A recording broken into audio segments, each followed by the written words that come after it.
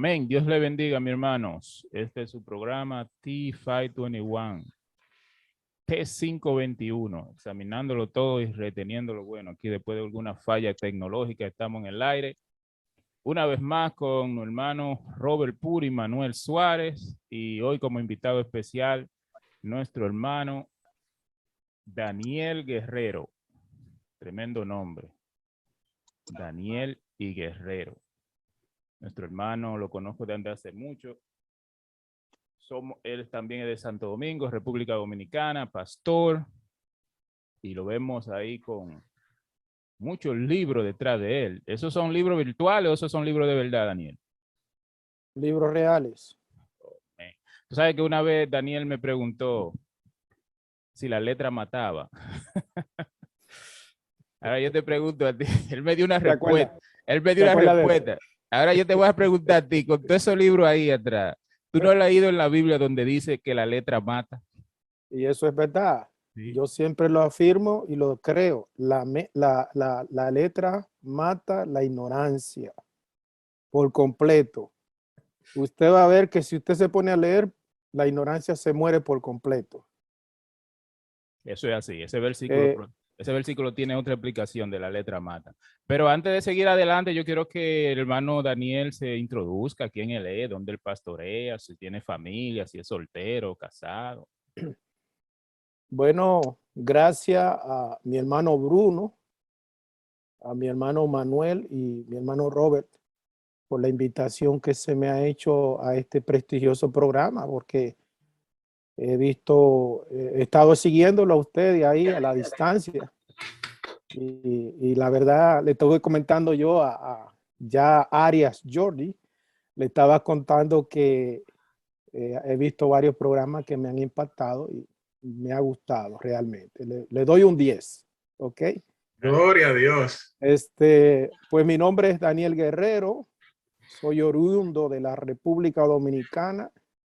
Vivo aquí en el estado de Virginia, específicamente en una ciudad que se llama Harrisonburg, una ciudad que está a unas 2 horas de Washington, D.C. Soy pastor de la Iglesia de Dios de la Profecía. Ya tenemos 15 años ministrando, 16 ya cumplimos.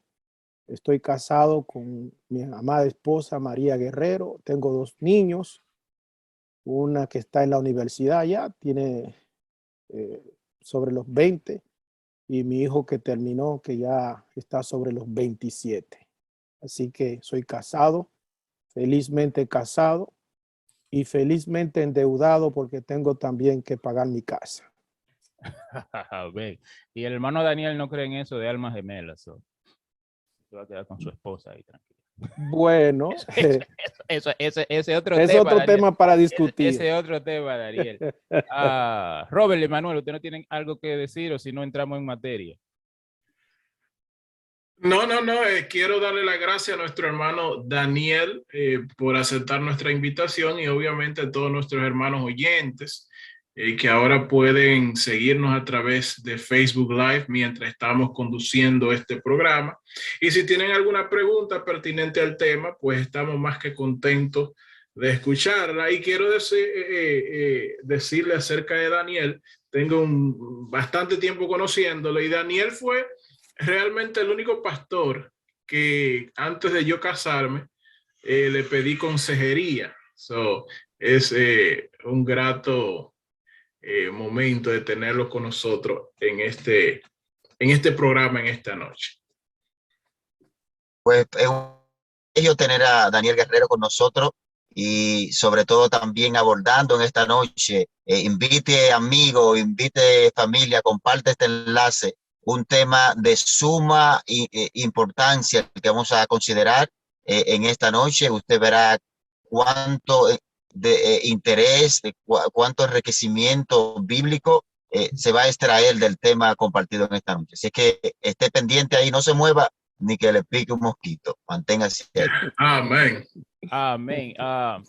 Yo sé que Manuel y Robert van a tener su pregunta y si hay personas ahí también pueden hacer su pregunta. Yo voy a empezar con lo básico, porque hay gente que tal vez no sepan qué es lo que es la tipología. y cuál es la importancia de la tipología. So, si Daniel, si tú no pudieras explicar qué es tipología bíblica y por qué es importante para el cristiano saber tipología. Hermano Bruno, usted sabría que yo escribí un libro precisamente que se titula El Tabernáculo y Jesucristo y es basado a la tipología. Estaba buscándolo por acá porque olvidé presentárselo a ustedes.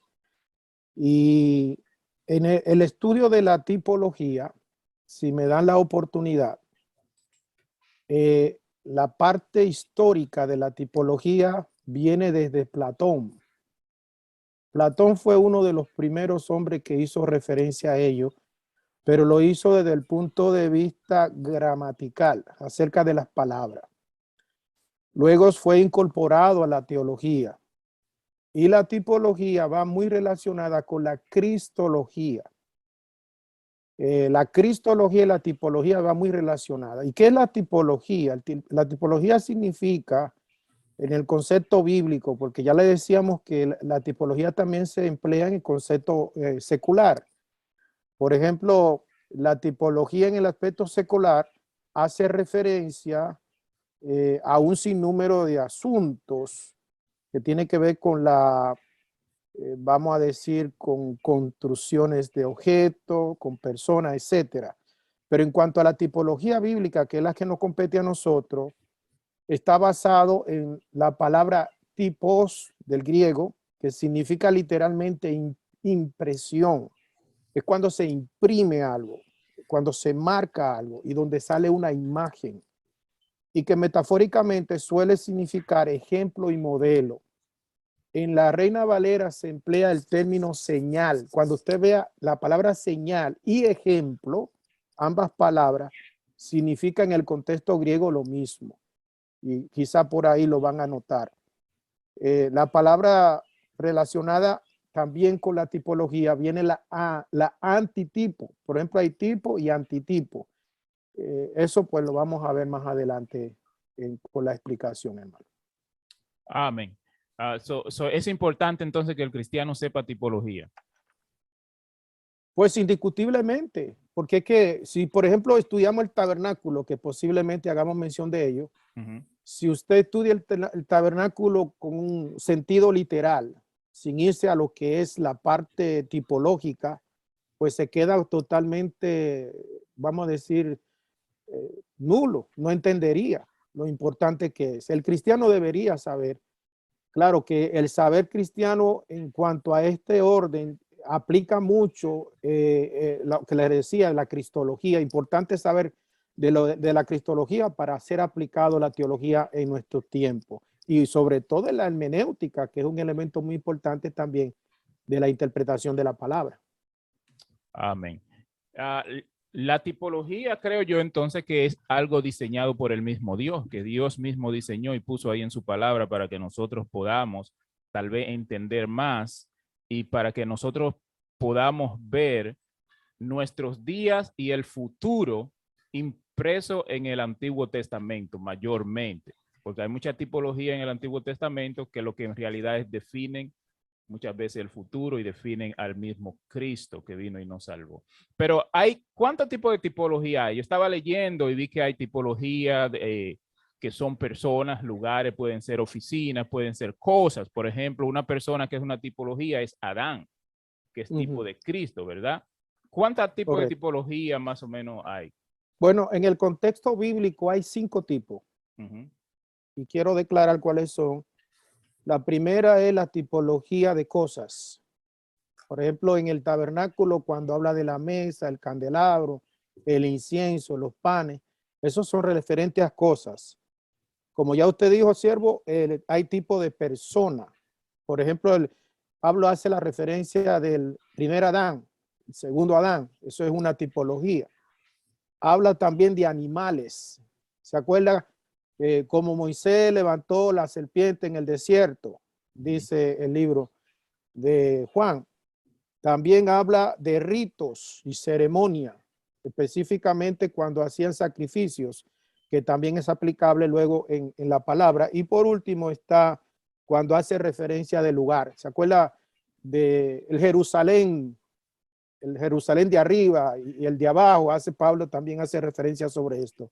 Son esos cinco, los 5 elementos que más se emplean en la Biblia. Las 5 tipologías, vuelvo a recalcar, la primera es de objetos, cosas, personas, animales, ritos, ceremonias o sucesos y lugares también. Amén. Parece que yo nada más soy el único que no sé aquí, porque yo veo a Manuel y ahí, a Robert ahí, tranquilito. O es que ellos se están aprovechando más que yo. No, Dígame, no, Robert. y volviendo al interés de la tipología. Es decir, Daniel, entonces, que tenemos en la Escritura, sobre todo en el Antiguo Testamento, un contenido que sin la herramienta de la tipología sería imposible extraer el conocimiento, extraer la enseñanza que, por ejemplo, en construcciones como el tabernáculo el Señor dispuso a hacer. Es decir, que sin esa herramienta uno lee el tabernáculo y todos los utensilios y se quedaría como muy por encima si no entra a comparar los tipos que hay allí manifestados. Desde luego, así es. O sea, usted cuando estudia el tabernáculo, si no aplica los elementos que allí están y no los relaciona con Cristo, el tabernáculo vendría a no tener ningún sentido para la cristianidad. Ahora, una vez que usted aplica, ¿verdad?, el concepto hermenéutico de los detalles que allí aparecen, por ejemplo, hagamos una simple referencia. Usted ve los postes que rodeaban el tabernáculo. El tabernáculo medía aproximadamente unos 100 metros de largo por unos 25 metros de ancho. Tenía una altura más o menos de 2,2 metros y medio de alto. La altura sobrepasaba la altura de una persona. ¿Por qué sobrepasaba la altura de una persona? Porque simbólicamente o tipológicamente quería decir que la magnificencia, la gloria de Dios era mucho más alta que la magnificencia del hombre. Los póster que eran hechos de madera, pero recubiertos de bronce, y aparte tenía arriba una coronilla como de plata, representa al hombre. El hombre en su naturaleza pecaminosa, pero que puede ser redimido al final si se alcanza a buscar a Dios. Y por ejemplo, las puertas del tabernáculo que tenían, las primeras tenían 4 columnas, más la siguiente puerta que estaba entrando al lugar santo después que corriera usted el atrio, que habían 5 columnas. Cada una de ellas pues tienen una representación tipológica. Obviamente uno se enriquece muchísimo sobre esto. Y yo quiero hacer referencia a lo que dijo una vez Aristóteles. Aristóteles dijo que el arte de no saber y luego que usted lo llega a saber, se llega a sentir tan excitado porque usted se siente satisfecho al saberlo. Lo mismo pasa con la tipología. Cuando usted llega a conocer los conceptos que ahí se reflejan y lo ve a la luz de Cristo, usted dice, wow, qué tremendo. Yo me enamoré mucho de la tipología en el primer año en el Instituto Bíblico. Yo estudié en el Instituto Sinaí en New Jersey. Estoy hablando en el año 1990, me parece que fue en el 94 que yo estudié. Han pasado unos cuantos kilómetros de eso. Y cuando yo escuché la primera vez la tipología, yo quedé impregnado dije, no, esto hay que saborearlo, hay que estudiarlo, porque realmente es delicioso estudiar la palabra de Dios a la luz de la tipología. Una persona que no sea creyente o un creyente que tenga sus prejuicios y diga, no, cuando yo leo el templo, me está diciendo del templo literal, no significa nada más. ¿Qué bases bíblicas podemos encontrar para indicar no? Dios está utilizando esto para dar un mensaje más allá. Un mejor ejemplo, si ves la palabra de Dios en el libro de Hebreos, por ejemplo, Hebreo está lleno, o sea, el escritor de los Hebreos, que desconocemos quién haya sido, algunos dicen que fue Apolo, otro Pablo, etcétera, pero Pablo. no sabemos con exactitud. Mira, es otro debate. Si lee el libro de los Hebreos, capítulo 1, verso 1, de entrada, en el mismo versículo dice Dios hablando de muchas maneras en otros tiempos hablado por los profetas, más Dios nos habla por medio de su Hijo. Luego comienza a hablar de los ángeles, luego comienza a hablar de Moisés, luego comienza a hablar del sacerdocio. En el capítulo 7 comienza hablando de Melquisedec. Todos esos personajes y todas las acciones que aparecen ahí, si no estudiamos, hermano, la tipología, no podríamos entender por completo. La Biblia, Hebreo solamente, para darte una referencia, es un precedente para nosotros. Sí, fíjate que habiendo el hermano dicho eso, en Hebreos capítulo 10, verso 7, dice, y me gusta realmente la King James mejor, porque lo pone más claro, dice, en el rollo del libro está escrito de mí. Y lo que está diciendo ahí básicamente, que de Génesis a Apocalipsis hace referencia de Cristo. Ahora bien, el que lee la Biblia como tal dice, no, hay algunos profetas que profetizaron de Cristo, pero ¿cómo que en el rollo del libro? Pero cuando tomamos, por ejemplo, y el hermano Daniel, si estoy errado, ahí me corrige, pero una de las tipologías de, por ejemplo, lugares. En el Antiguo Testamento había un lugar de refugio para aquellos. Habían ciudades de refugio. Ciudades de refugio. Eran 6. Para aquellos, exactamente, para aquellos que sin ningún tipo de motivo previo, por accidente mataron a alguien, podían ocultarse allí. Pero había algo específico. No podían salir de allí hasta que el sumo sacerdote de ese momento no muriese. Correcto. Eso es una tipología. Entonces, si nosotros miramos el Nuevo Testamento, nos damos cuenta que cuando Cristo muere, pues nuestros pecados son perdonados de la misma manera. Entonces, por esto, hermano Daniel, creo que este tema es sumamente importante, porque ya no vamos a leer el Antiguo Testamento cuando leíamos las descripciones del templo, decimos, esto es demasiado aburrido, tantos detalles, pero es por algo que está allí. Amén. Bueno, la tipología tiene su elemento básicamente en cosas gráficas. Por eso la palabra tipo viene, la palabra impresión o imagen, de donde viene originalmente en el griego. Pero hay expresiones que que se emplean en la palabra que no entra dentro de la tipología, sino entra en el exégesis de la palabra, que ya es un poquito un elemento más importante. Por ejemplo, cuando Jesús le dice a los fariseos, ¿quién dice en el libro del Salmo 110? ¿Quién le dice a su Señor que es su Señor? Un ejemplo, ¿verdad? Ahí él está empleando la exégesis específicamente de la Escritura. Entonces, cuando debemos entender que los creyentes del primer siglo no tenían la Escritura en sí, tenían narrativas oral. Sabe que la Escritura prácticamente se hace específica ya, vamos a decir, en el primer siglo, creo que fue uno de los primeros padres, hace mención de la Escritura, pero no lo tenían como tal. Ya en el año 200 de la era cristiana, yéndonos a la historia, ya entonces tenían fragmentos y elementos de algunos libros. Entonces, en el primer tiempo la iglesia no tenía Biblia. Los únicos libros que tenían eran parte de los libros del Antiguo Testamento que todavía para los tiempos de Cristo no habían sido recopilados. Hasta luego, claro, encuentran en el Corán, ¿se acuerda aquí este lugar? Donde encuentran un montón de los famosos rollos del Mar Muerto. Sí. Pues entonces eso pues enriqueció, pero eso lo recubrimos hace poco, 1948. Entonces hay palabras en la Biblia donde hace referencia a la exégesis, pero cuando estamos hablando de gráfica, ya es prácticamente la tipología. Vamos a hacerte un ejemplo. Me gusta hacer el ejemplo del arca de Noé. El arca de Noé no representa a la persona en sí. O sea, usted no puede tomar un mensaje y decir, el arca de Noé es Cristo. Eso es totalmente antibíblico, pero sí representa a Cristo. Entonces ahí ya en el arca hay una tipología, hay una imagen.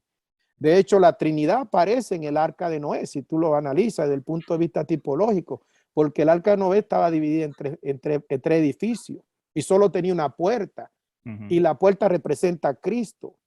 Y solo tenía una ventana y la ventana representa al cielo. O sea, hay muchas cosas que podíamos ver desde Génesis mismo, ¿verdad? Transcurriendo por todas las palabras del Señor.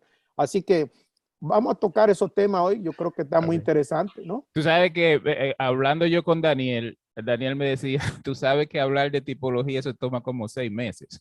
Eso es así. Porque mira, si tú tomas, y dame ver si yo puedo share esto. No sé si ven este screen.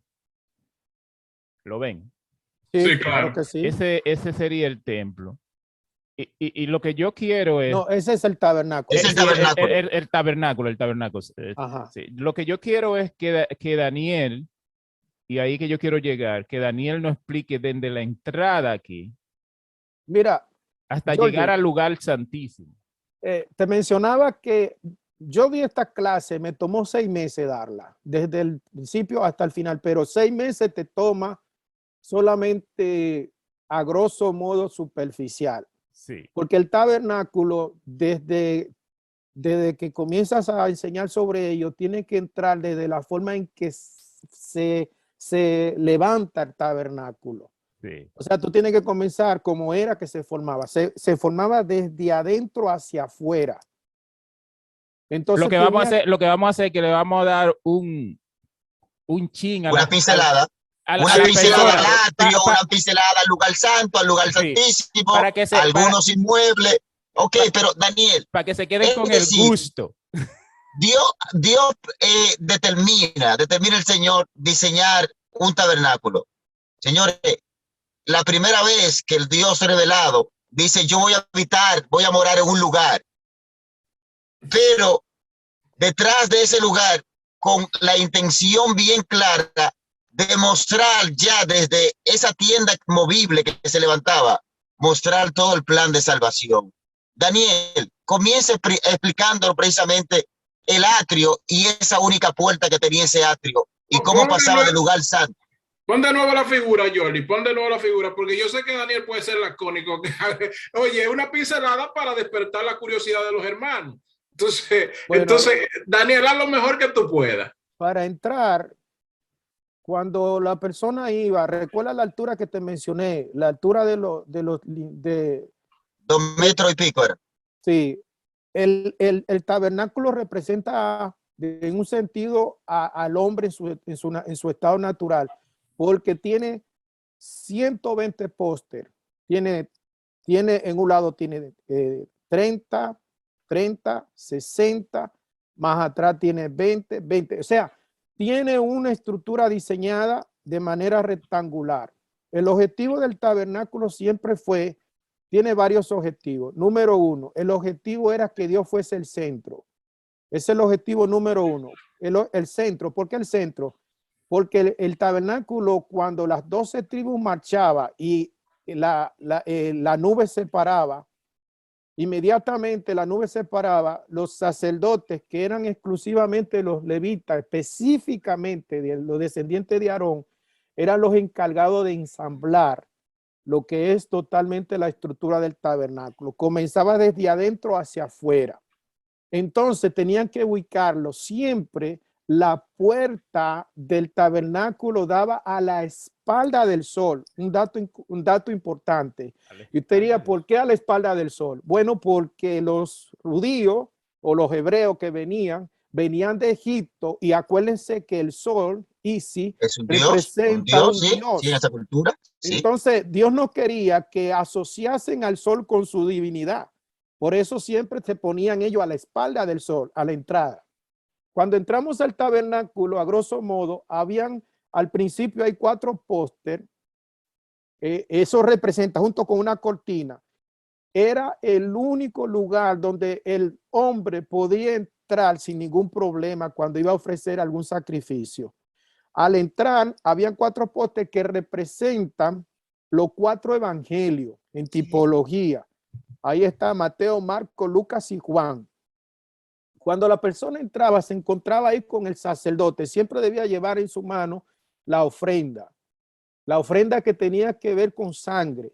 No se hacía ofrenda de fruta, a no ser que sea de primicia, que era una cosa diferente. Por eso que hay muchas personas que dicen que la ofrenda de Caín no fue aceptable porque fue de vegetales. Bueno, eso es otro punto a tocar, pero no es el punto ahora.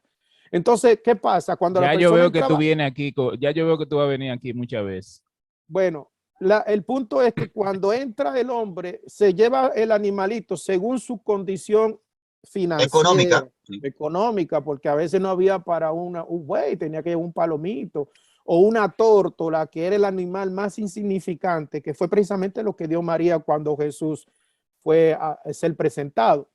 Entonces, inmediatamente se encontraba con un escenario muy impresionante, porque los sacerdotes tenían trabajo full todo el tiempo. Ahí estaban quemando, degollando, echando, lavando lo que está ahí, la fuente del agua. Tenían que estar cambiándola porque cada rato los sacerdotes tenían que lavarse las manos como un elemento. Entonces, afuera en el atrio, que es el único lugar donde la persona podía de manera general entrar, ahí había dos utensilios importantes. Estaba el altar de bronce, que el altar de bronce era el objeto más pesado de todo el tabernáculo. La mayoría de los eruditos dice que dentro de eso cabía todo el tabernáculo. O sea, ahí cabía el candelabro, ahí cabía la mesa de los panes, ahí cabía el altar del incienso, ahí cabía. Entonces era un objeto bien pesado. O sea que cuando los levitas que tenían que cargar eso, me imagino que se les salía la lengua por el camino porque era pesado y tenía que bajarlo. Entonces cuando está el altar de bronce que no tenía escalera, tenía un corredizo para subir, pero no tenía escalera porque Dios no quiere que haya esfuerzo humano para hacer sacrificio a él. Tenía si recuerdan bien, tenía 4 cuernos y cada cuerno representa lo que tiene que ver con las latitudes, ¿no? Y lo que tiene que ver con los puntos cardinales, el norte, el sur, el este y oeste, y que tenía un objetivo que si la persona debidamente, cuando iba a ser juzgado, corría al cuerno del altar. El término es se uncía, se agarraba de ese cuerno. Exactamente, si se agarraba en justicia, pues alcanzaba misericordia, pero hubiera un caso de personas, como el caso de Joá, que trató de agarrarse, pero no era justo, y como quiero la liquidaron. Entonces vemos también, ahí está, vemos las herramientas que se usaban. Ustedes ven ese gafio que está ahí, no sé si ustedes lo pueden percibir. Ese gafio se usaba para quemar la víctima, pero era también el tenedor del sacerdote. Cuando el sacerdote tenía ganas, se agarraba su pedazo de carne, se lo comía junto con sus secuaces que estaban ahí, digo, con sus hermanos. Sí, entonces, en muchos de los casos, los sacerdotes eran personas muy obesas, muchos de los casos. Y uno de casos, si ustedes notarán, Elí, ¿se acuerdan de Elí? Que estaba sentado en su asiento. Si ustedes buscan otra versión, dice claramente que cuando oyó de la muerte de sus hijos, me están corrigiendo si es así, ¿verdad? Sí, no, sí. ¿Elí qué se llamaba? Ahora me llega a la mente, creo. Sí, Elí, ¿verdad? Elí. Bueno, claro. si recuerdan que él estaba sentado en una silla y dice que se cayó. Se denucó. Se denucó, pero era porque estaba pesado. Gol, joven.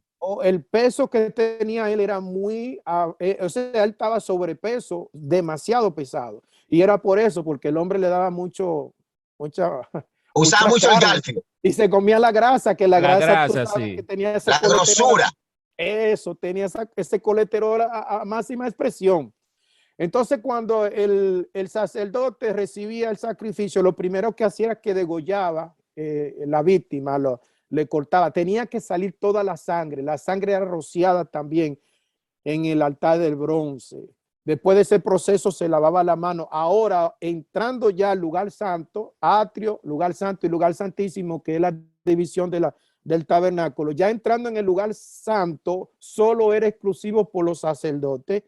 Y estos tenían que hacer un oficio diario. Tenían los fines de semana, vamos a decir los sábados, cada sábado, tenían que cambiar los panes. Eran 12 panes. Esos panes solo era exclusivo de comer los sacerdotes, con una excepción. David Y que Jesús hace referencia de ello. Ahí entra el exégesis, ¿se acuerdan? La exégesis bíblica. Y le dice, pero ¿por qué entonces David comió eso si no le era permitido? Ahí hay otro punto a tocar también más adelante. Entonces, ¿qué pasa? El sacerdote tenía que comerse eso. Luego tenía que limpiar, tenía unos pabiladores que era para limpiar las lámparas. La lámpara tenía que estar encendida 24/7. Acuérdense que dentro de lo que es el lugar santísimo, el candelabro era la única pieza hecha de oro sólido. Los demás eran hechos de madera de acacia recubierto de oro, pero él no, era hecho de martillo y tenían una especie de manzanas, ¿verdad? Sí. Y unas coronitas donde se le echaba el aceite. El aceite era el aceite de primera clase que se echaba. Habían 3 tipos de aceite. A mí me gusta hacer referencia de eso, porque muchas veces la gente desconoce dentro de la tipología este asunto. El aceite premium, el mejor, era el que se usaba en la lámpara. Específicamente en la lámpara, que tenía un ungüento, una estructura ya establecida, que Dios le dijo a Moisés, me lo van a hacer con diferentes tipos de materiales, y era un material oloroso, agradable, especialmente para la nariz. Y frente ahí, allá en el medio, estaba lo que se llama el altar del incienso, que también tenía que estar día y noche completamente haciéndose esa operación. Cada uno, la mesa representa a Jesús como pan de vida, el candelabro representa a Jesús como la luz divina, la luz del mundo, y el altar de incienso representa la oración, pero ahí está separado con una cortina, la cortina famosa esa, ¿verdad? Que es la cortina que separa el lugar santo del lugar santísimo, y allí estaba lo que era la máxima expresión al final, donde está el número 2, Jordi, por ahí allá. Sí. El famoso arca de pacto. Ustedes van a tener un elemento importante. Sabían que muchos de los rabinos decían que el arca del pacto nunca tenía contacto con el suelo. Estaba completamente en el aire. Completamente en el aire. Inclusive hay textos que hacen medio alusivo a eso. Tú dices que estaba flotando. Estaba suspendido en el aire. Eso es lo que muchos eruditos dicen. Nunca hizo contacto con el suelo. Tú sabes que, Daniel, que yo una vez oí un mensaje que decía que la composición y de la forma que estaba hecha era como si fuera una batería grande. Y hasta Bueno, gente dice que cuando, que cuando este hombre la tocó y murió fue que lo electrocutó.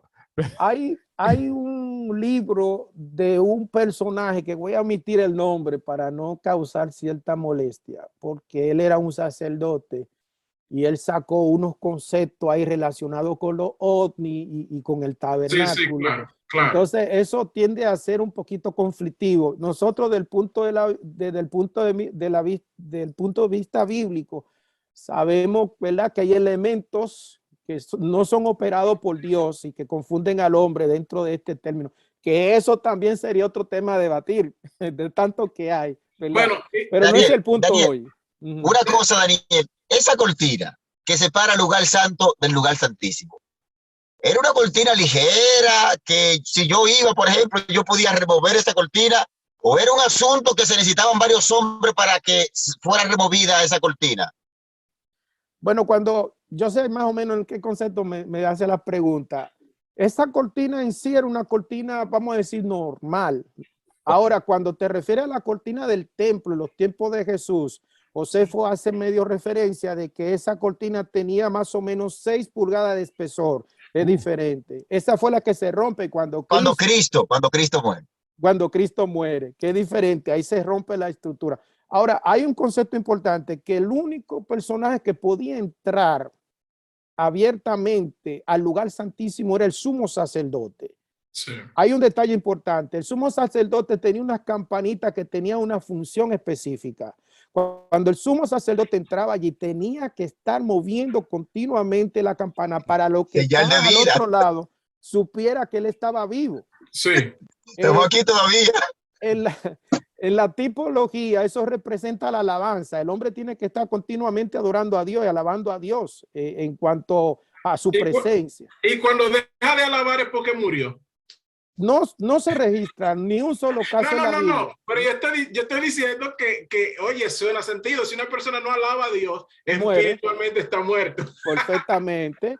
Entonces, tenía que estar amarrado con una cuerda, Él tenía que tener una cuerda amarrada porque como nadie, absolutamente nadie, si no es sumo sacerdote, podría entrar al lugar santísimo, pues si en caso de que no se menciona, como le dijo, ningún caso en la Biblia, pero si alguien muriese, tenía que ser alado, de manera que nadie intentara entrar a sacarlo porque igual moría, igual moría, igual moría. Y con relación de Usa, que mencionó Georgie, que tocó en el momento de los tiempos de David, cuando fue trasladado el arca a Jerusalén, realmente lo que representa eso es que Dios no desea la ayuda del hombre. Ese es el objetivo por el cual él muere. En las cosas de Dios no tiene que intervenir la mano del hombre. Y él trató de detenerlo. Era sano su intención, pero no fue aceptable delante de Dios. Esa es la razón por la que él muere. Sí. No que se electrocutara, como podrían pensar algunos. Y una de las cosas, quiero decirle a los hermanos oyentes, que el hermano Daniel puso 6 meses de estudio en unos minutos, hay que agradecer eso. Pero Manuel, Daniel, en Éxodo capítulo 25, donde Dios le dice a Moisés para hacer esto, el tabernáculo y todas estas cosas, le dice algo y es que asegúrate que tú lo hagas como el modelo que se te ha mostrado. En otra palabra, que yo estoy mirando en esto, que hay el de la tierra realmente es una copia de lo que está en el cielo. Y en el libro de Apocalipsis nosotros vemos eso. De hecho, hay un mar de vidrio en el cielo que correspondía a lo que era donde se lavaban las cosas aquí en la tierra. Estamos mirando aquí como una doble que podíamos utilizar doblemente, porque en el cielo realmente está el real y el de la tierra realmente es una copia de lo que Dios mismo le mostró. De manera que eso es sumamente importante nosotros estudiar tipología y todas estas cosas y todos estos detalles, porque vemos que en el cielo está el real. Estamos mirando algo que es de suma importancia para el cuerpo, el cuerpo de Cristo, que es la iglesia. Cuando Dios le dice que cumpla exactamente con el orden del modelo, era para que se hiciese exactamente como él dice. Ahora, si vemos, no sé si yo por ahí tendría una gráfica donde todo eso representa la cruz, específicamente la cruz. Sí, apunta. Por ejemplo, Cristo, apunta. En la base donde está el altar de bronce representa la base de la cruz. Si lo subimos hacia arriba, vamos haciendo una imaginación, vamos a descubrir que sube la mesa de los panes, el candelabro, la mesa del incienso y luego el altar de bronce encima. Si ves así, es la figura de una cruz completamente, donde está Cristo ahí representado en toda su naturaleza, total y completamente. Y mira, cuando Dios le dice al pueblo que salga, lo agrupa en 4 grupos. Y si nos damos cuenta, pone un grupo a la cabeza. Las tribus más grandes estaban de la parte de abajo y en el medio estaban los levitas, que si un helicóptero pasaba por ahí iba a haber una cruz. Correcto. O sea, un dron, sí, un dron, vamos a decir un dron lo hubiera hoy día. Exacto. Una vista aérea. Una vista aérea hubiera visto una cruz. Exactamente. Y cada una, habían 3, estaban divididos eran 4 por 3, 12, ¿verdad? Sí. Estaban divididos en tres bandos y cada uno con su bandera. La bandera representaba lo que era para ellos la emblema. Por ejemplo, Judá, según dice Judá, tenía la figura de un león. Sí. Por eso que andaba con su bandera de león, Benjamín de un hombre y por ahí diferentes símbolos y cada uno representaba lo que ellos iban a hacer delante de la presencia del Señor. Entonces Moisés es un personaje importante dentro de la idiosincrasia judía, porque que Moisés es tanto querido por los hebreos, es tanto querido también por los musulmanes y es tanto querido por los cristianos.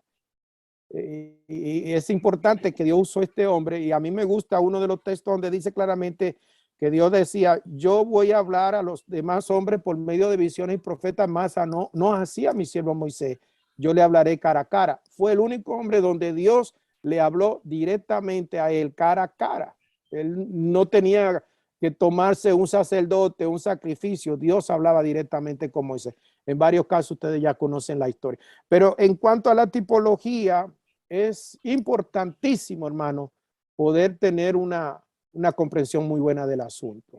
Y secundando lo que dice el hermano Daniel, un autor judío escribe un libro titulado Los 100 judíos de mayor influencia. En segundo lugar estaba Jesús. En primer lugar estaba Moisés. Imagínese. Obviamente es un judío. Es un judío mesiánico, un judío mesiánico. Era un judío, no, él era un judío secular. Si fuese mesiánico, pone a Jesús de primero. Pero Moisés estaba primero. Eso secundando lo que dice el hermano Daniel. Pero entonces si es un judío, ya es un mérito que reconozca la grandeza de Jesús. Claro, porque es que a través de Jesús, los mismos judíos dicen que los cristianos han hecho un mejor trabajo de exponer a Yeshua al mundo entero que los mismos judíos. Eso es así. Que Daniel, que estaba buscando, porque tenía esa gráfica, no sé lo que la hice, donde representaba la cruz. Pero dame hacerte una pregunta, mirando esta representación aquí del tabernáculo. ¿Cómo tú representarías a uno que viene a Cristo en este tabernáculo? Porque tú vienes aquí, entras por los evangelios, te dan la palabra, tú entras, pero tú tienes que traer algo para sacrificar, ¿verdad? Correcto. ¿Cómo tú representarías la vida de un cristiano que viene y entra? Bueno, tipológicamente el tabernáculo representa pasos sucesivos. Por ejemplo, el primer paso del hombre cuando viene a Cristo es el arrepentimiento en el atrio, donde la persona se degolla, tiene que morir, tiene que nacer.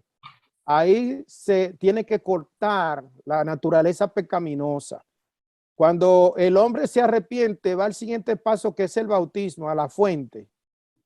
La fuente, ese es el bautismo. El hombre hace pacto con Dios, se bautiza delante de él. Entonces el proceso siguiente llega a conocerse como la santificación, que tiene que ver con los dones de Dios. ¿Cuáles son esos dones? Ahí aparecen las 5 columnas que aparecen en la puerta, la número 8, representan los ministerios, que es Efesios capítulo 4, verso 11, que son profeta, el profeta, el apóstol es el primero, apóstol, profeta, viene evangelista, maestro y pastor y maestro, ¿verdad? Que en el griego, yo siempre digo, aparecen solo 4. En el griego aparecen 4. ¿Por qué?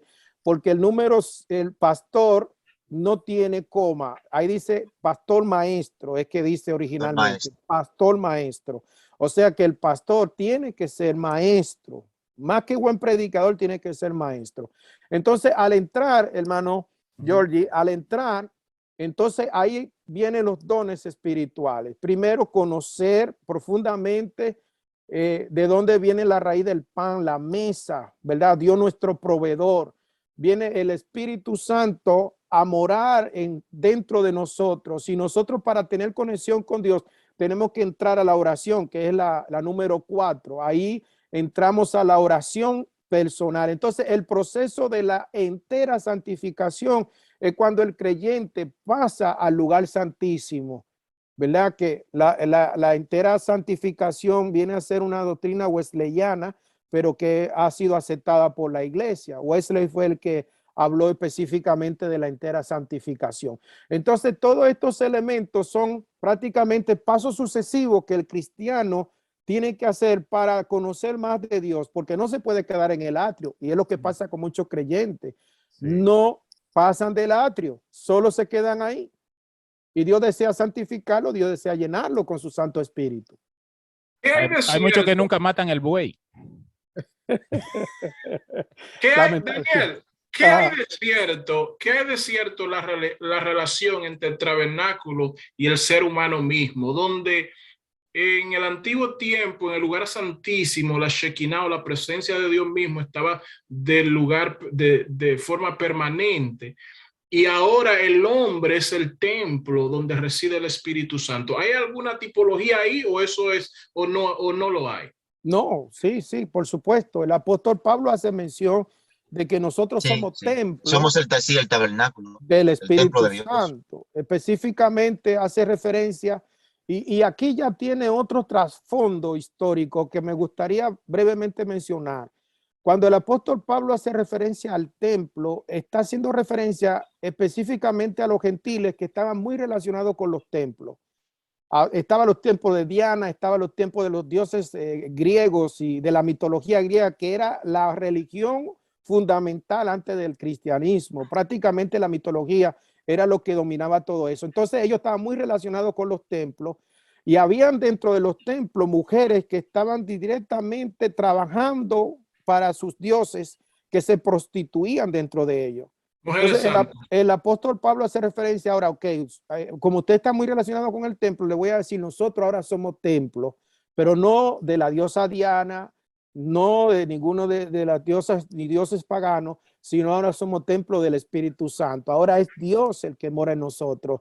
Y obviamente en el tabernáculo, ahí representa el creyente que va pasando algunos procesos para llegar a acercarse más a Dios.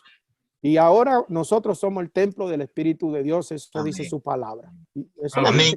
Daniel, y esa transición cuando ya se cambia la etapa de esa tienda movible, conocida como el tabernáculo, allá el templo majestuoso inaugurado por Salomón, ¿cómo se mantienen esos detalles en ese templo que hace Salomón? ¿Cómo sigue coincidiendo todo eso?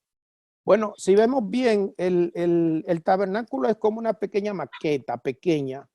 Luego eso se va a cuadruplicar, prácticamente se triplica, cuadruplica en el templo, que el primer templo prácticamente vemos cómo se multiplica. Ya no se está hablando de una fuente, sino ya se está hablando prácticamente de una piscina que estaba formada de bronce. Me acuerdo que uno de los sirios se llevó eso cuando atacaron, ¿verdad? Cuando llega Salomón, que ya Salomón todavía estaba en la tierra, el tabernáculo, estaba el arca del pacto, todavía estaba hasta ese momento, estaba en su lugar establecido. Ya las dimensiones del templo, ¿verdad? Era mucho más grande y requería mucho más sacerdocio. Fue Esdras, especialmente en los tiempos de Nehemías, que instituye el sacerdocio en orden. Me parece que hizo especie de unos 52 órdenes de sacerdocio y cada uno era señalado por mes y por año y cada uno sabía qué tiempo le correspondía según la sucesión familiar. Ahí vemos el caso de cuando Zacarías le tocó, porque por mucho tiempo no le había tocado, pero cuando le tocó le entró y entonces dice la palabra del Señor que él al entrar ahí no le creyó al ángel cuando le dijo, imagínate, tantos años orando por lo mismo y de repente no le cree. Ahí quedó mudo completamente. Lo que hizo fue, en el caso del rey Herodes, que duró 38 años reconstruyendo el templo, lo que hizo fue una majestuosidad. ¿Se acuerdan en el capítulo 24, verso 1, 2 de Mateo? Que cuando los discípulos vieron eso estaban impresionados. Es una belleza hecha de piedra de mármol, una cosa impresionante, pero esto ya no estaba ahí el arca del pacto. Entonces, una de las preguntas que muchas personas me han hecho cuando hemos estudiado este punto, ¿y qué pasó con el arca del pacto? Realmente el arca del pacto el Señor se lo lleva al cielo, porque aparece luego en el libro de Apocalipsis cuando uno lee cuidadosamente este asunto.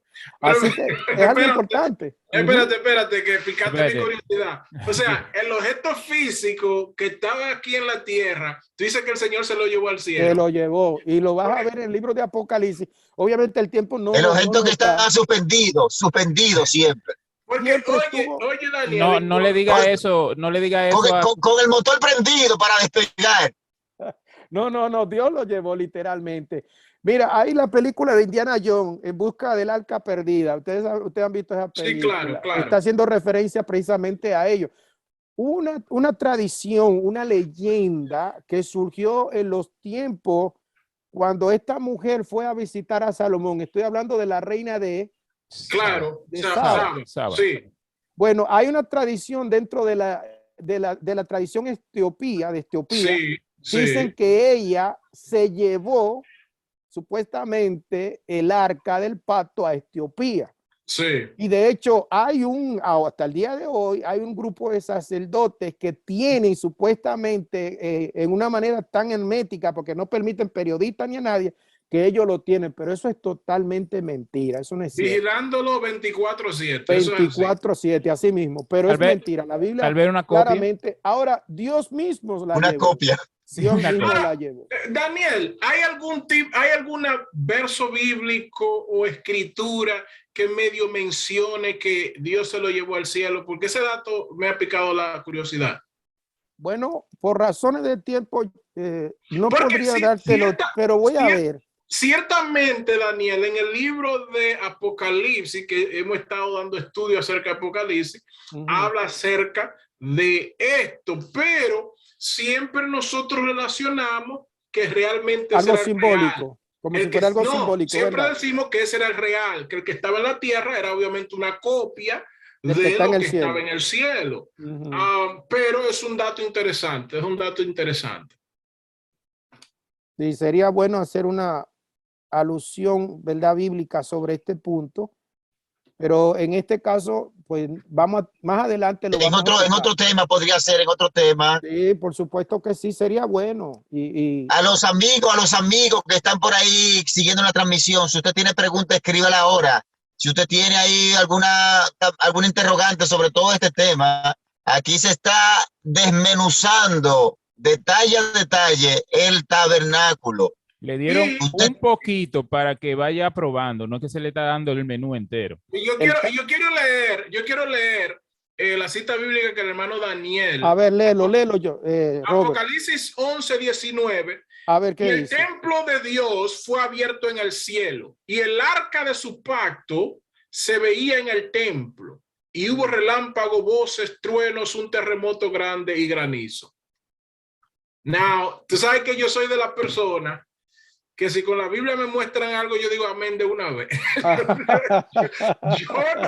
yo no tengo problema con polémica de ninguna forma. Y fíjate que hemos estado dando esta enseñanza de Apocalipsis en diversas partes, pero cada vez que leo eso, siempre asumía de que ese era el arca que está en el cielo, del cual Dios le dijo a Moisés que haga una copia en la tierra. Nunca me vino a la mente que ese era el arca que estaba ahí, Dios se la llevó. Mira, una de las grandes hazañas que ocurriría en la tierra si hubiese sido, no sucediese, que la copia de los tiempos de Moisés surgiera, es que para el pueblo judío que sucediera es que apareciera ese arca, un ejemplo. Porque eso tumbaría, hermano, un montón de teorías y cosas que existen acerca de ello. Y acuérdate que se ha hablado en la Biblia de dos templos que se han construido, el templo de Salomón y el templo de Herodes. Se habla de un tercer templo que va a ser construido. Pero en ningún momento se hace mención del arca del pacto. Nunca se hace mención de ella. Todavía los eruditos han seguido la línea histórica sobre cómo se perdió y todavía no se sabe. No hay referencia de cómo pasó. No hay mención de ello en ninguno de los libros del Antiguo Testamento. Entonces muchos eruditos han hecho énfasis de que fue Dios mismo que lo tomó. Y cuando sucede la construcción del tercer templo, obviamente ya no va a estar probablemente cuando esto pase. Son cosas muy interesantes para el estudio de la palabra. Y yo digo, es enriquecedor. A mí en lo personal me apasiona mucho hablar acerca de lo que son los tipos. Y hay muchos, y podíamos hablar muchos de ellos. Por ejemplo, uno que es bien relacionado es el primer Adán y el segundo Adán, en este caso, ¿no? En el sacrificio Jesucristo está completito. En las piezas que aparecen allá, entrando al lugar santísimo, que no hicimos mención de ello, pero que vamos a decir una pincelada, dentro del arca del pacto habían tres elementos que representan a Cristo en toda su esencia. Número uno está la tabla de la ley. Sí. Muchos de los eruditos dicen que fue la primera tabla que Moisés rompió y que fue repuesta, o sea, fue pegada otra vez y se metió ahí, es la original.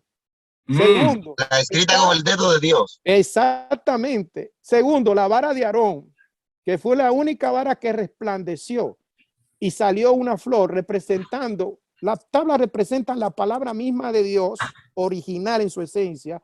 La vara representa la resurrección de Cristo, porque ahí rebeldeció una vara seca. Habla de la resurrección de Jesús. pero también está el maná. Acuérdate que el maná cesó inmediatamente, el pueblo puso los pies en Canaán, automáticamente cesó, pero había maná original, El ahí pan del dentro de cielo. una a una, representando efectivamente, Manuel, el pan del cielo, que es el Señor. Y mira, Entonces, habían dos querubines. Mira, habían dos querubines. Acuérdate que mencionaste la Shekinah, que la Shekinah no era más que esa llama continuamente encendida, que encendía desde las alas, desde las dos alas de los querubines que estaban allí, que representan la protección de Dios en su esencia. De ahí del centro, donde el sacerdote colocaba la sangre, porque él colocaba sangre en ese centro, de ahí salía una llama de fuego que iluminaba hasta arriba. Y cuando Dios hablaba, eso, hermanos, se refulgía, se resplandecía de una manera impresionante, la Shekinah, que luego esta misma presencia la vamos a ver cuando Jesucristo aparece en el monte de la transfiguración. Es la misma palabra. Aparece Jesús en el monte de la transfiguración con Elías y con Moisés. Ahí vuelve a salir la Shekinah nuevamente. Es algo que uno se sorprende al estudiar la palabra del Señor. Es enriquecedor, hermano. Se lo digo de verdad. No, eso, yo creo que los cuatro que estamos aquí somos amantes de la palabra de Dios. Claro que sí. Claro que sí. Hay mucho que aprender. Decía alguien que el único que lo puede saber todo y no aburrirse es Dios. Y mira que nosotros vamos a tener la eternidad entera para aprender y nunca vamos a saber todo lo que Dios sabe. Y mira, si uno lo supiera todo, uno estuviera aburrido en esta tierra. Yo creo que hubo un propósito en que Dios hiciera las cosas así para que uno se vaya enriqueciendo, pudiera aprender, pudiera estudiar. Pero yo quiero hacerte una pregunta. Yo sé que todo esto es bueno y yo creo que los hermanos que están mirando y nosotros ahora vamos a leer esos libros más detenidamente para darnos cuenta qué es lo que está pasando. Pero ¿cuál sería, vamos a suponer, vamos a decir, donde tenemos que tener un poco de precaución? Porque de repente puede venir alguien y decir, ok, la serpiente de bronce es tipo de Cristo. Y el bronce, vamos a mirar el color del bronce. Eso Cristo era negro. El bronce en tipología representa juicio. Siempre que vea bronce en el Antiguo Testamento representa juicio. Pero hay gente que se van tan lejos que dicen, bueno, el bronce es color como negro. So, Cristo era negro. Se fue demasiado. Bueno, déjame, no te vayas muy lejos. Porque cuando tú empleas el término bronce como la aleación del metal que conocemos ahora, no es el bronce, es el cobre. Originalmente el material que se usa en la Biblia, específicamente en el Antiguo Testamento, no es bronce en sí, es el cobre. Lo único que en la traducción, ¿verdad?, del hebreo al castellano y otro más, se tradujo bronce, pero originalmente es cobre. Es cobre. Ese es el material real que se emplea en la Biblia. Okay. Con relación hay que tener cuidado, como dice Georgie, ¿sabes qué? En la alegoría, que no tiene que ver nada con la tipología. La alegoría es la metáfora. Por ejemplo, el apóstol Pablo hace mención de dos mujeres, de Sara y de la mujer de la egipcia. Agar. ¿Se acuerda? Hace Pablo. Ahí no es tipología. Tengan cuidado ahí en ese caso. Ahí no emplea la tipología. Ahí está usando la alegoría como una mención de la del cielo, la Jerusalén del cielo y la de la tierra. No necesariamente tipología. Entonces, la alegoría fue un elemento que se practicó mucho en el primer siglo y en el segundo siglo. Y los grandes maestros enseñaban usando. Y abusaron de ese elemento como elemento catológico o estudio, etcétera, que no es recomendable. De hecho, el señor Wright, Pentecost Wright, habla sobre esto, que tengamos cuidado en el uso de alegoría, porque la alegoría puede desvirtuar el sentido, el significado de la palabra. No así sucede en la tipología. Con el empleo de la tipología hay que tener cuidado en saber lo que significa para no tratar de darle otro contexto que el que ya tienen él. Sí. Hay personas que pueden decir, no, yo puedo agarrar Por ejemplo, el caso mencionaste el de la serpiente. Fíjate que la serpiente tiene un contexto negativo en la Biblia. Porque A eso iba. ¿Qué opinión le merece la serpiente con todo ese estigma negativo y de repente se levanta una serpiente para sanar? O sea, precisamente. Entonces, desde el punto de vista, porque dice Satanás es la serpiente antigua. Sí. Pero el Señor emplea la serpiente del desierto con este fin, porque tenían veneno y estaban matando. Entonces, todo aquel que mirase hacia la serpiente, en este caso una representación positiva, no del diablo, sino de la forma positiva de Dios mismo tratando de revertir la porción del veneno. Ahora, cuando Juan viene y usa esto, así como Moisés levantó la serpiente, fue necesario, usa la palabra necesario, fue necesario que Jesucristo fuese levantado. Ahora ya no está la serpiente en el lugar del madero, sino está Jesucristo, quien es el que elimina, ¿verdad? El veneno del pecado. Son muy buenos sus puntos y está muy interesantes cada uno de ellos. No, y muchos dirían también que la serpiente en ese contexto indica pecado. Jesús se hizo pecado por nosotros. Y queremos decirle a los hermanos oyentes que definitivamente le vamos a pedir a nuestro hermano Daniel el título del libro que le escribió y cualquier enlace para nosotros postearlo en este video. Toda persona que esté interesado en comprar y adquirir ese libro puede hacerlo, porque definitivamente es algo que lo necesitaríamos. Mientras comentan ahí, yo lo voy a buscar brevemente para enseñárselo. Yo lo tengo aquí cerca, hermano. Okay. Y el hermano queda comprometido. Él no, tal vez no nos está oyendo, pero lo estamos comprometiendo, aunque él está fuera de la cámara, a que él tiene que volver otra vez. No, sin lugar a duda, aquí vamos a desarrollar temas de interés, pues yo diría que trascendental para todos los oyentes, todos los amigos, todos los seguidores de este su espacio TFI 21. Así es que haga su comentario, haga su pregunta. Esa pregunta que usted haga por ahí, podemos nosotros pues recapitularla, retomarla para una próxima entrega. Claro, y yo tengo una última pregunta, el hermano Daniel. Jesucristo ahí está. En el tabernáculo. Ahí está el libro.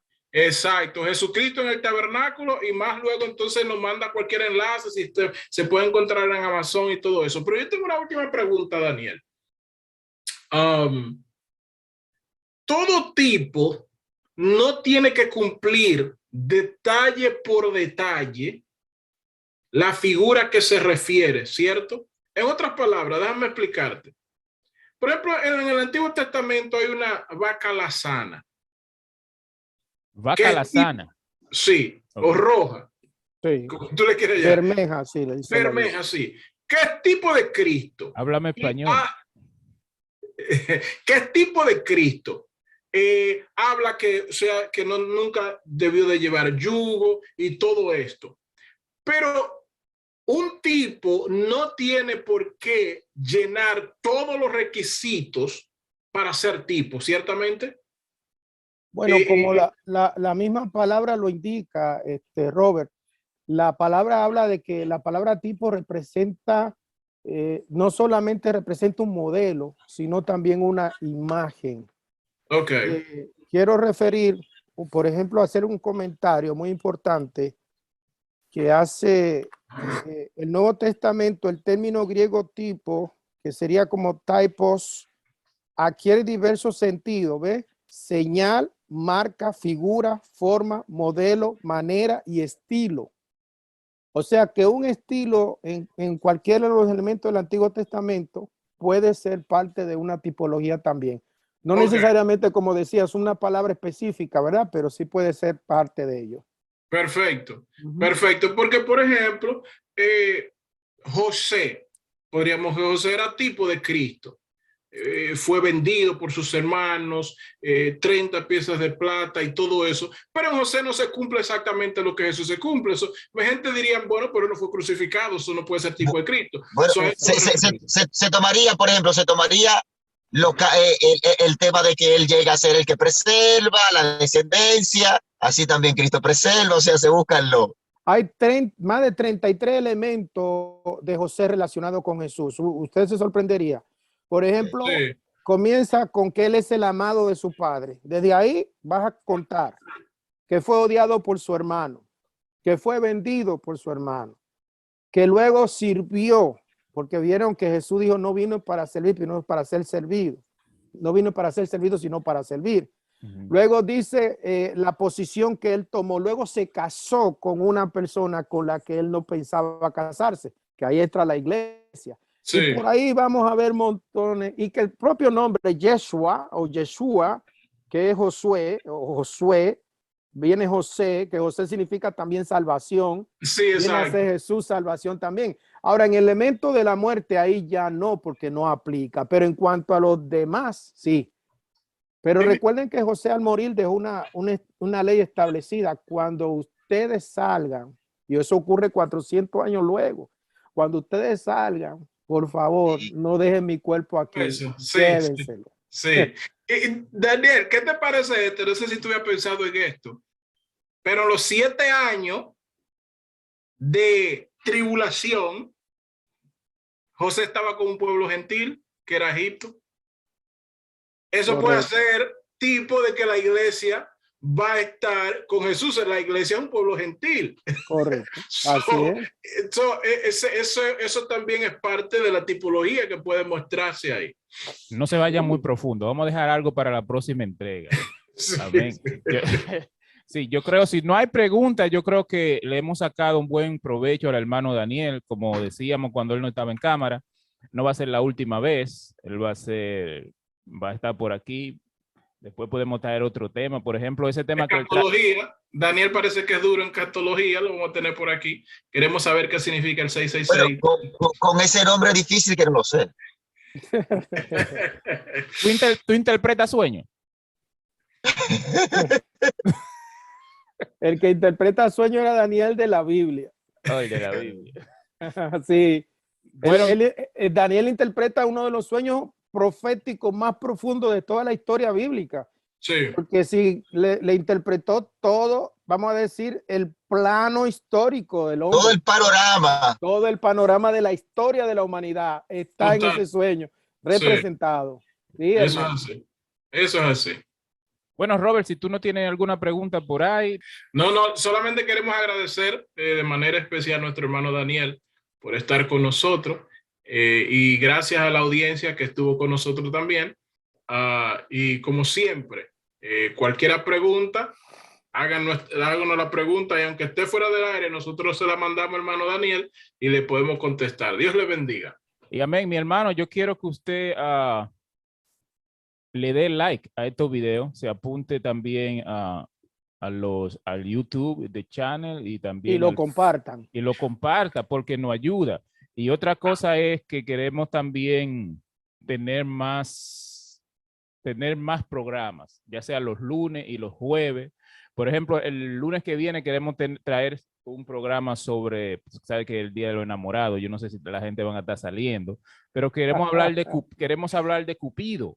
Sí, Cupido, ¿de dónde sale eso? Si nosotros los cristianos debemos celebrar esa fiesta.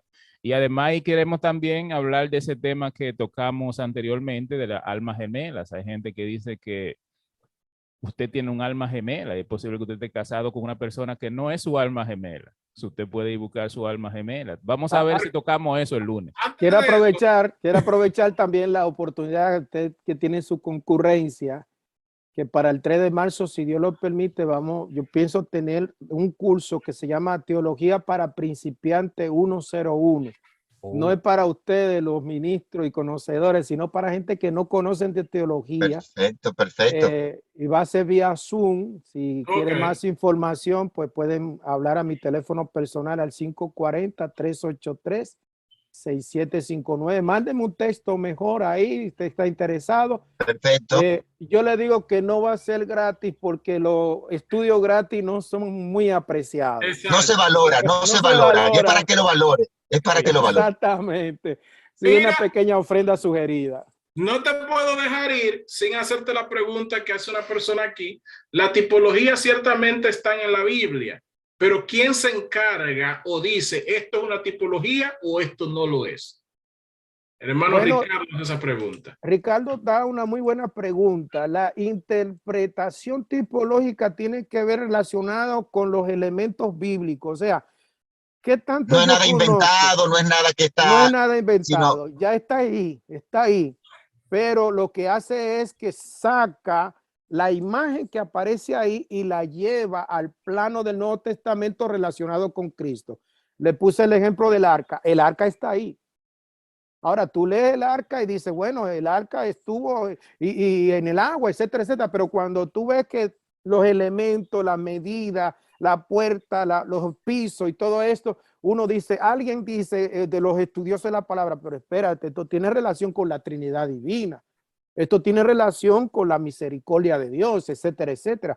Entonces, la interpretación no surge, ¿verdad? De una interpretación de una mente calenturienta. Dice, no, yo voy a... No, no, no. Eso tiene su esencia en su significado.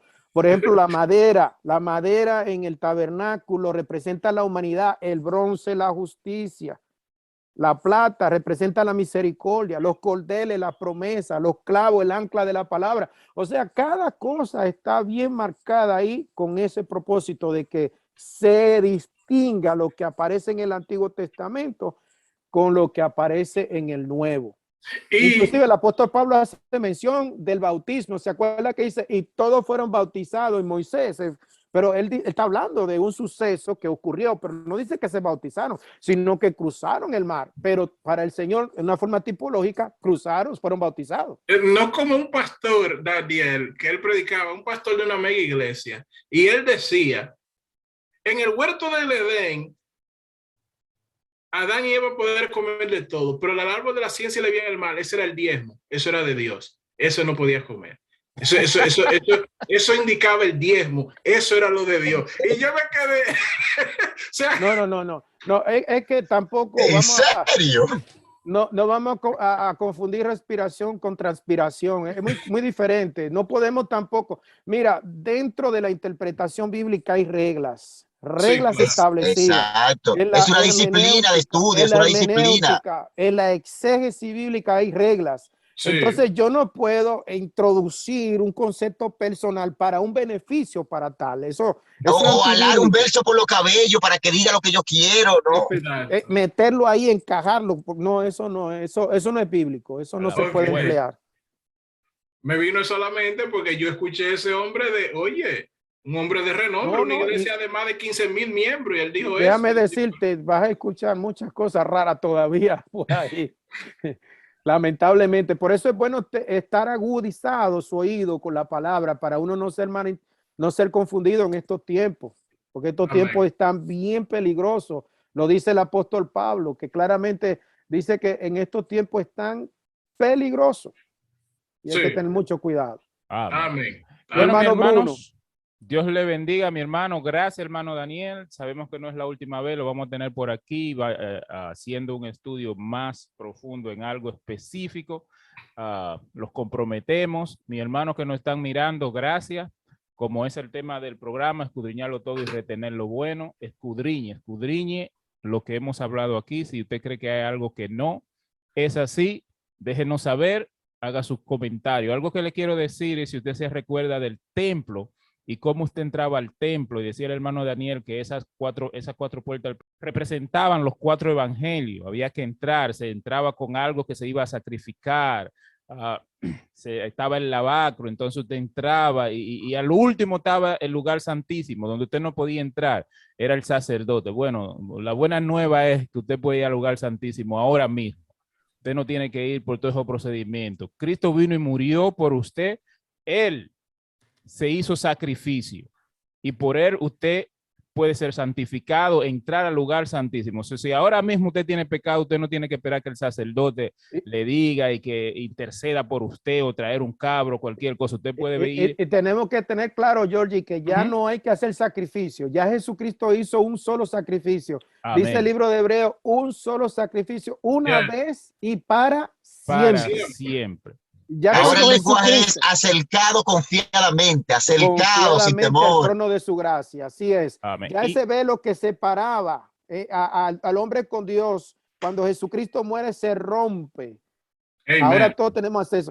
Ya no hay que confesar su pecado a un hombre, porque usted dice, no, yo tengo que ir con un hombre con sotana a confesar mi pecado porque le dio la autoridad, la supuesta. No, no, no, no. Ya eso está roto. Usted no tiene que ir a secretario ni a secretaria cuando usted tiene acceso directo al presidente, que es nuestro Dios. Eso es así. So, venga a Jesucristo si usted no lo ha recibido, venga como usted está. Hay gente que creen que yo tengo que dejar de beber, tengo que dejar de fumar. Venga así como usted está. Ore a Dios y después usted y Dios resuelven ese problema. Amén. Dios le bendiga, Dios le guarde. Ese fue su programa T521, T521. Escudriñelo todo y retenga lo bueno. Hasta la próxima. Amén. Bendiciones. Gracias, hermano Daniel Guerrero. Exquisito programa. Dios le bendiga mucho.